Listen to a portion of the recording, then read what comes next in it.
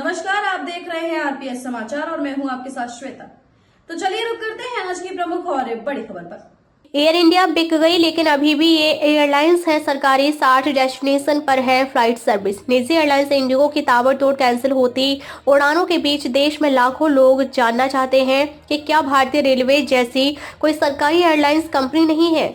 अपनी तमाम परेशानियों के बावजूद इंडियन रेल करोड़ों देशवासियों के सफर का इकलौता भरोसेमंद साथी है। ये भरोसा लोग विमानन क्षेत्र में देखना चाहते हैं। शुरू में इसके बेड़े में डगलस DC-3, विकर्स, वाईकाउंट, कारवेल और बाद में फोकर F-27 जैसे विमान थे। 1960 से 1970 के दशक में इसने बोइंग 737, एयरबस A300 और फिर A320 को शामिल किया। इंडियन एयरलाइंस ने दिल्ली, मुंबई, कोलकाता, चेन्नई को केंद्र बनाकर पूरे देश में नेटवर्क बनाया और पड़ोसी देशों यानी श्रीलंका, नेपाल, बांग्लादेश, मालदीव, पाकिस्तान तक उड़ानें भरी। 1990 के बाद निजी एयरलाइंस यानी जेट, सहारा, ईस्ट वेस्ट के आने से इंडियन एयरलाइंस पर दबाव बढ़ने लगा।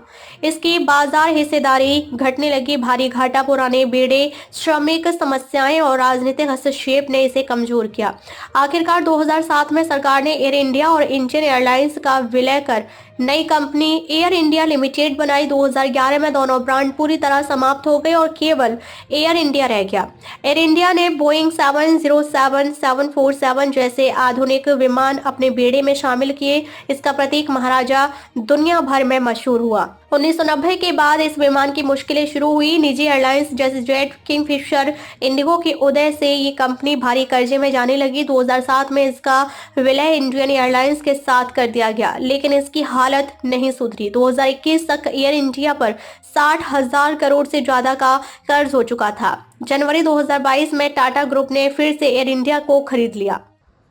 खबरों में अब तक के लिए बस इतना ही। फिर होगी आपसे मुलाकात ऐसी किसी बड़ी और खास खबर के साथ। तब तक के लिए नमस्कार और देखते रहिए आरपीएस समाचार।